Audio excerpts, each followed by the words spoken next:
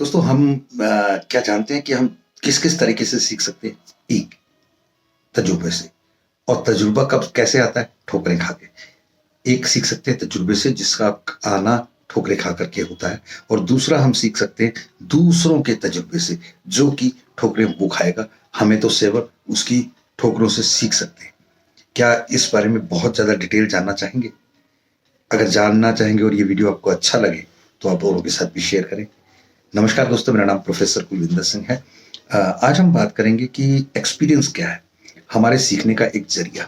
हम कुछ भी करते हैं, बच्चे को अगर बता दिया जाए कि एक बार चॉकलेट का लालच दे दिया जाए, ये काम करने के लिए चॉकलेट मिलेगी, तो वो आप उससे उस तरह के कई काम करवा लेते हैं। यानी उसको उस काम में इंटरेस्ट है, और आप उसके इंटरेस्ट को किसी भी ना किसी तरीके से फ़ायदा ले रहे हैं, और उसको कई बार तो आप अच्छी राह पे डाल देते हैं, और कई बार अच्छी राह पे नहीं डाल पाते।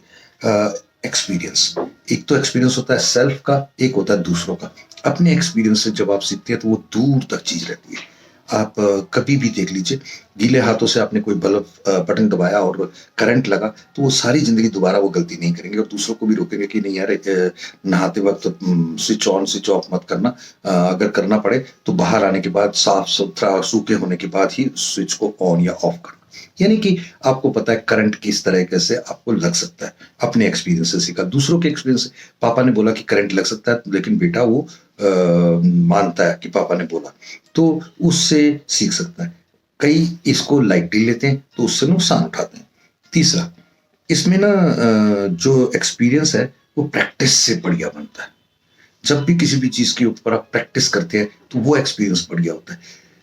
हम आपस में देखते हैं, मैं मेरे को बहुत एक्सपीरियंस है कि बहुत सारे लोग, शायद ये मेरे बिज़नेस का एक प्रारूप भी है कि जब डेथ सेरेमनीज़ होती हैं, या डेथ के लिए कहीं पे भी शमशान घाट या गुरुद्वारे मंदिरों में सभाएँ होती हैं, तो उसमें मेरा जाना-आना होता है, तो कई बार कई लोगों से मुलाकात होती है, क्योंकि उनके इंश्योरेंस बहुतों के मेरे पास रहते हैं।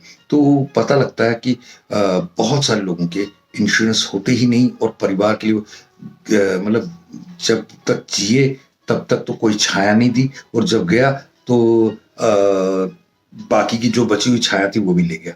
यानी कि एक जीते जी तो कोई फायदा नहीं दिया, जाने के बाद भी कोई फायदा नहीं देके गए। और कई होते हैं जीते जी तो बहुत फल, छाया सब कुछ दी, बहुत तरह के फायदे दिए, जाते जाते भी कई तरह के फल दे गए कि इंश्योरेंस से 1 करोड़ आएगा, 2 करोड़ आएगा, 5 करोड़ आएगा, वगैरह वगैरह वगैरह। तो परिवार और सभी समाज वाले भी उससे फायदा लेते हैं। ये एक तरह के तजुर्बे होते हैं। दूसरा तजुर्बा ये होता है जो एक्सपर्टाइज कर देता है। एक्सपर्टाइज क्या होती है? परफेक्शन की तरफ जाना।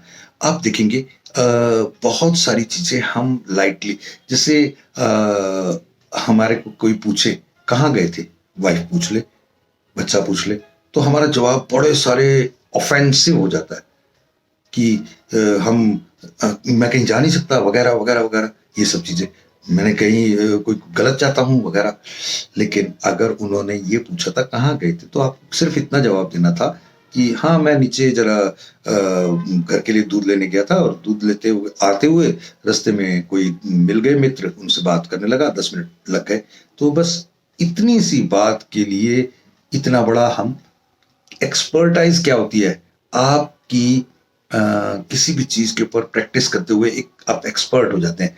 आप देखते होंगे जगलर को कुछ वो चाकू या बॉल फेंकता है, फेंकते फेंकते एक्सपर्ट हो जाता है। हम भी जीवन में जीवन के एक्सपर्ट हो जाए। और जीवन का एक्सपर्ट होना क्या है? कि वो गलतियां ना की जाए जो गलतियां लोग कर रहे हैं, और हमने भी पहले में की थी।